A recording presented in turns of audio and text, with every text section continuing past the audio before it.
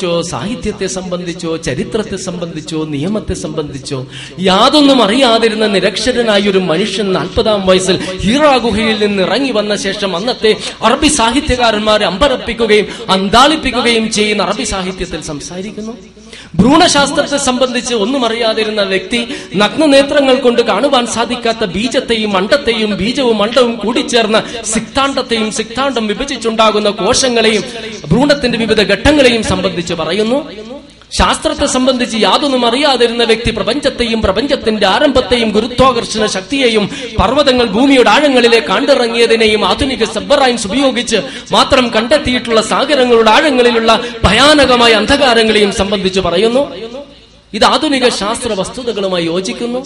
നിയമം പഠിച്ചിട്ടില്ലാത്ത വ്യക്തി മനുഷ്യ സമത്വം, നിയമത്തിന്റെ മുൻപിലുള്ള സമത്വം, ജീവനുള്ള പവിത്രത, ജീവികൾക്കുള്ള അവകാശങ്ങൾ, അതുപോലെ തന്നെ സ്ത്രീകൾക്കുള്ള അവകാശങ്ങൾ, തടവുകാർക്കുള്ള അവകാശങ്ങൾ, അങ്ങനെ ഒട്ടേറെ അവകാശങ്ങളെ സംബന്ധിച്ച് പറയുകയും 1948 ഐക്യരാഷ്ട്രസഭ universal declaration of human rights, സാർവദേശീയ മനുഷ്യാവകാശ പ്രഖ്യാപനത്തിലൂടെ ഇതെല്ലാം അനശ്വരങ്ങളായ നിയമങ്ങളാണെന്ന് അംഗീകരിക്കുന്നു. ചരിത്രം പഠിച്ചിട്ടില്ലാത്ത വ്യക്തി മൺമറഞ്ഞ പട്ടണങ്ങളെ സംബന്ധിച്ച് പറയുകയും അതിനെ സംബന്ധിച്ച വ്യക്തമായ സൂചനകൾ ലഭിക്കുന്നു. അദ്ദേഹം ഈ ലോകത്ത് ജീവിക്കുന്നതിന് നൂറ്റാണ്ടുകൾക്ക് മുൻപ് മരിച്ചുപോയ ക്രൂരനായ ഏകാധിപതിയായ ഫിർഔന്റെ മൃതശരീരം ഭാവി തലമുറകൾക്കായിട്ട്, ജനസമൂഹങ്ങൾക്കായിട്ട് സ്രഷ്ടാവ് സൂക്ഷിച്ചു വെച്ചിരിക്കുന്നു എന്ന് അദ്ദേഹം പറയുകയും 1 നൂറ്റാണ്ടിന് മുൻപ് അത് കണ്ടെത്തുകയും ചെയ്യുന്നു. ഈ പറയുന്ന വ്യക്തി പറയുന്നു, എനിക്കിതിന്റെ ക്രെഡിറ്റ് വേണ്ട. ഖുർആൻ പ്രഖ്യാപിക്കുന്നു, ഇത് ലോകങ്ങളുടെ നാഥനായ രക്ഷിതാവിൽ നിന്ന് അവതീർണമായ വേദഗ്രന്ഥമാണ് എന്ന്. ആ ഗ്രന്ഥമാണ് പറയുന്നത്, ഒരു അണു നന്മ ചെയ്താൽ അത് കാണും, ഒരു അണു തിന്മ ചെയ്താൽ അതും കാണും. അതായത് നന്മക്കനുസൃതമായ പ്രതിഫലം, തിന്മക്കനുസൃതമായ ശിക്ഷ. സത്യവിശ്വാസികൾക്ക് പരലോകത്തുള്ള ഒരുപാട് പ്രതിഫലത്തെ സംബന്ധിച്ചും തെറ്റ് ചെയ്തവർ നരകത്തിൽ അഭിമുഖീകരിക്കേണ്ടി വരുന്ന ഭയാനകമായ ശിക്ഷകളെ സംബന്ധിച്ചും ഖുർആനിൽ ഒരുപാട് സ്ഥലങ്ങളിൽ വിവരിക്കുന്നുണ്ട്. അത് പറഞ്ഞ് നിങ്ങളെ പ്രലോഭിപ്പിക്കുവാനോ ഭയപ്പെടുത്തുവാനോ ഞാൻ ഉദ്ദേശിക്കുന്നില്ല. കാരണം വിശുദ്ധ ഖുർആൻ തന്നെ പറയുന്നുണ്ട്, ഫലാ തഅലമു നഫ്സും മാ ഉഖ്ഫിയ ലഹും മിൻ ഖുറത്തി അയ്യുനിൻ. ഇതെല്ലാം കൺകുളിർപ്പിക്കുന്ന കാഴ്ചകൾ ഒരു ആത്മാവും കണ്ടിട്ടില്ല. പ്രപഞ്ചത്തിന് അതീതമായ കാര്യങ്ങളാണ്. നമ്മുടെ കാഴ്ചശക്തിക്കും കേൾവിശക്തിക്കും പരിമിതിയുണ്ട്. ആ പരിമിതിക്കുള്ളിൽ നിന്ന് അള്ളാഹു അത് വിശദീകരിച്ച് തന്നിട്ടുണ്ടെന്ന് മാത്രം. ഈ ഒരു പരലോക വിശ്വാസം നമ്മുടെ മനസ്സുകളിലേക്ക് കടന്നു ചെന്നാൽ മാത്രമേ നമുക്ക് വിശ്വാസത്തോട് ആത്മാർത്ഥത പുലർത്തുവാൻ സാധിക്കുകയുള്ളൂ. എന്നാൽ ദൗർഭാഗ്യവശാൽ പരലോക വിശ്വാസത്താൽ പിടയുന്ന മനസ്സുകൾ നമുക്കില്ല. പരലോക വിശ്വാസത്താൽ ഇഹലോകത്തിന്റെ ത്യാഗങ്ങളില്ല. പഴയകാല വിശ്വാസികൾ അതായിരുന്നില്ല. മഹാനായ ഉമർ ബിൻ ഖത്താബ് റളിയല്ലാഹു അൻഹു ഭരണാധികാരിയായിരുന്നപ്പോഴും രാത്രികാലങ്ങളിൽ ജനങ്ങളുടെ ക്ഷേമം അന്വേഷിച്ചു പോകുവാൻ പ്രേരിപ്പിച്ചത് ഈ പരലോക വിശ്വാസമാണ്.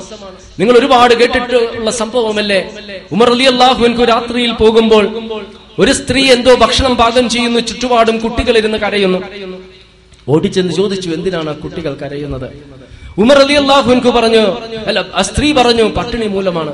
കുറച്ച് ദിവസങ്ങളായി ഞാൻ ഭക്ഷണം കഴിച്ചിട്ട് അതുകൊണ്ട് ഈ കുട്ടികളെ ആശ്വസിപ്പിക്കാനായിട്ട് ഞാൻ ഭക്ഷണം പാകം ചെയ്യുന്നതായിട്ട് അഭിനയിക്കും. പല ദിവസങ്ങളായി അഭിനയം തുടരുന്നത് കൊണ്ട് കുട്ടികൾക്ക് കാര്യം ബോധ്യപ്പെട്ടു. അതുകൊണ്ടാണ് കുട്ടികൾ കരയുന്നത്. ഈ വാക്കുകൾ മഹാനായ ഭരണാധികാരിയുടെ, വിശ്വാസിയുടെ ഹൃദയത്തിന്റെ ആഴങ്ങളിലേക്ക് ചെന്ന് തറക്കുകയും അദ്ദേഹം ഓടുകയായിരുന്നു ഗോതമ്പും വെണ്ണയും സൂക്ഷിച്ചിരുന്ന ഗോഡൌണിലേക്ക്. എന്നിട്ട് ഭൃത്യനായ അസ്ലമിനോട് പറഞ്ഞു, ഒരു ചാക്ക് ഗോതമ്പന്റെ മുതുകത്ത് വെച്ച് തരിക. അസ്ലം പറഞ്ഞു, അമീറുൽ മുഅ്മിനീൻ, താങ്കൾ ഭരണാധികാരിയല്ലേ, ഞാൻ ചുമന്നു കൊള്ളാം. ഉമർ റളിയല്ലാഹു അൻഹു പറഞ്ഞു, പാടില്ല. പരലോകത്ത് വെച്ച് അള്ളാഹുവിന്റെ സന്നിധിയിൽ എന്റെ ഭാരം ചുമക്കാൻ താങ്കൾ ഉണ്ടാവുകയില്ലല്ലോ. എന്നിട്ട് സ്വയം അത് ചുമന്ന് അവിടെ എത്തിച്ചു കൊടുക്കുകയും സ്ത്രീക്കും കുട്ടികൾക്കും ഭക്ഷണം പാകം ചെയ്തു കൊടുത്തു. സംതൃപ്തിയോടെ അവർ ഉറങ്ങുന്നതുവരെ കാത്തിരുന്നിട്ട് തിരിച്ചു പോകുന്ന സമയത്ത് ആ സ്ത്രീ പറഞ്ഞു, ഉമറിനേക്കാൾ ഭരണാധികാരിയാകുവാൻ താങ്കളാണ് യോഗ്യൻ. ഉമർ റളിയല്ലാഹു അൻഹു ആ സ്ത്രീയോട് പറഞ്ഞില്ല, ഞാനാണ് ഭരണാധികാരി എന്ന് പറഞ്ഞില്ല. കാരണം പരലോകത്തെ ആ പ്രതിഫലത്തെ സംബന്ധിച്ച് അദ്ദേഹത്തിന് അറിയാമായിരുന്നു. ഈ സംഭവം ഞാൻ ഉദ്ധരിക്കാനുള്ള കാരണം, അസ്ലമിനോട് ചോദിക്കുന്നില്ലേ ഉമർ റളിയല്ലാഹു അൻഹു, അള്ളാഹുവിന്റെ സന്നിധിയിൽ എന്റെ ഭാരം ചുമക്കാൻ താങ്കൾ ഉണ്ടാകുമോ? ഇന്ന് എന്നെയും നിങ്ങളെയും സംബന്ധിച്ചിടത്തോളം ഈ ത്യാഗം നമ്മുടെ മനസ്സുകളില്ല. ദരിദ്രരുടെ കണ്ണുനീര് നമ്മെ കൊണ്ട് കാണുവാൻ സാധിക്കുകയില്ല. കാരണം നാം എല്ലാം കടക്കേണിയിലാണ്. ആധുനികവൽക്കരണത്തിന്റെ കടക്കേണിയിലാണ്.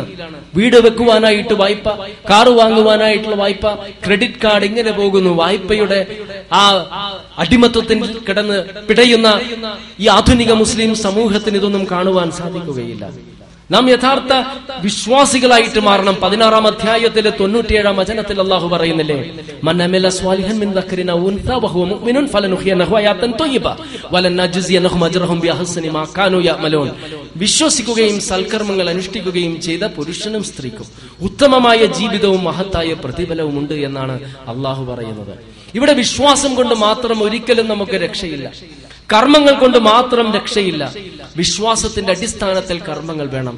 33-ാം അധ്യായത്തിലെ 35-ാം വചനത്തിൽ അല്ലാഹു പറയുന്നില്ലേ, ഇന്നൽ മുസ്ലിമീന വൽ മുസ്ലിമാത്തി വൽ മുഅ്മിനീന വൽ മുഅ്മിനാത്തി വൽ ഖാനിതീന വൽ ഖാനിതാത്തി വസ്സാദിഖീന വസ്സാദിഖാത്തി വസ്സാബിരീന വസ്സാബിറാത്തി വൽ ഹാശിയീന വൽ ഹാശിയാത്തി വൽ മുത്തസ്സദ്ദിഖീന വൽ മുത്തസ്സദ്ദിഖാത്തി വസ്സായിമീന വസ്സായിമാത്തി വൽ ഹാഫിളീന ഫുറൂജഹും വൽ ഹാഫിലാത്തി വദാക്കിരീന അല്ലാഹ കസീറൻ വദാക്കിറാത്തി വഅദല്ലാഹു ലഹും മഗ്ഫിറതൻ വഅജ്റൻ അലീമാ.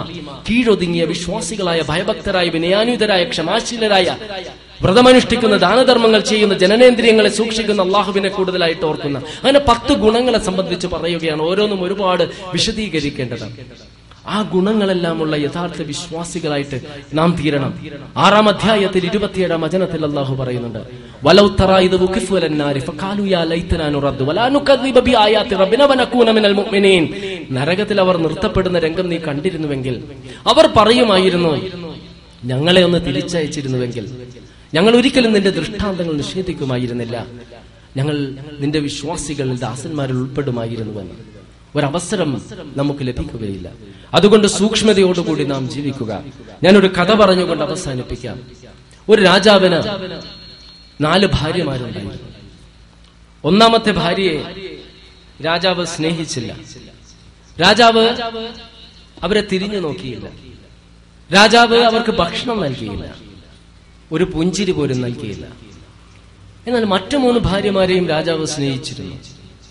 ഏറ്റവും അധികം രാജാവ് സ്നേഹിച്ചത് 4-ാമത്തെ ഭാര്യയാണ്. 4-ാമത്തെ ഭാര്യയ്ക്ക് രാജാവ് ഭക്ഷണം നൽകി, വസ്ത്രം നൽകി, ആഭരണം നൽകി, എവിടെയും കൊണ്ടുപോയി പ്രദർശിപ്പിക്കുമായിരുന്നു. മറ്റു 2 ഭാര്യമാരെയും രാജാവ് സ്നേഹിച്ചിരുന്നു. അങ്ങനെ ഇരിക്കെ രാജാവിന് അസുഖം ബാധിച്ചു. രാജാവ് മരിച്ചു പോകുമെന്ന് കൊട്ടാര ബിഷപ്പ്വരന്മാർ പറഞ്ഞു. രാജാവിന് നിരാശയായി. അന്നത്തെ അവരുടെ വിശ്വാസപ്രകാരം ശവക്കല്ലറയിൽ എന്തൊക്കെ വെച്ചിട്ടുണ്ടോ അത് മാത്രമേ പരലോകത്ത് അവർക്ക് ലഭിക്കുകയുള്ളൂ. രാജാവിന് ഏറ്റവും അധികം സ്നേഹം 4-ാമത്തെ ഭാര്യയോടായിരുന്നു. അതുകൊണ്ട് 4-ാമത്തെ ഭാര്യയെ സമീപിച്ചുകൊണ്ട് രാജാവ് പറഞ്ഞു, ഞാൻ മരിക്കാൻ പോവുകയാണ്, നീ എന്നോടൊപ്പം വരണം. 4-ാമത്തെ ഭാര്യ പറഞ്ഞു, സാധ്യമല്ല, കൂടി വന്നാൽ മരിക്കുന്ന സമയം വരെയും ഞാൻ താങ്കളോടൊപ്പം ഉണ്ടാകും, അത് കഴിഞ്ഞാൽ ഞാൻ പോകും. രാജാവിന് ദുഃഖമായി. ഒരുപാട് സ്നേഹിച്ചതാണ്, ആഭരണങ്ങൾ നൽകിയതാണ്, വസ്ത്രം നൽകിയതാണ്, ഭക്ഷണം നൽകിയതാണ്. 3-ാമത്തെ ഭാര്യയെ സമീപിച്ചിട്ട് പറഞ്ഞു, 4-ാമത്തെ ഭാര്യ എന്നോട് വരില്ല എന്ന് പറയുന്നു, നിന്നെ ഞാൻ സ്നേഹിച്ചതല്ലേ, നിനക്ക് ഒരുപാട് കാര്യങ്ങൾ ഞാൻ നൽകിയിട്ടില്ലേ, നീയും എന്നോടൊപ്പം വരണം. 3-ാമത്തെ ഭാര്യ പറഞ്ഞു, കൂടി വന്നാൽ താങ്കളുടെ മൃതശരീരം കൊട്ടാരത്തിൽ നിന്ന് പുറത്തെടുക്കുന്നത് വരെ ഞാൻ ഉണ്ടാകും, അതിനുശേഷം ഞാനും പോകും. രാജാവിന് ദുഃഖമായി. 2-ാമത്തെ ഭാര്യയെ സമീപിച്ചുകൊണ്ട് രാജാവ് ചോദിച്ചു, എന്നോടൊപ്പം വരുമോ എന്ന്. 2-ാമത്തെ ഭാര്യയും പറഞ്ഞു, സാധ്യമല്ല, കൂടി വന്നാൽ താങ്കളുടെ മൃതശരീരം ഖബറിന്റെ ഉള്ളിൽ വെക്കുന്നത് വരെ ഞാനുണ്ടാകും, അതിനുശേഷം ഞാനും പോകും. അങ്ങനെ രാജാവ്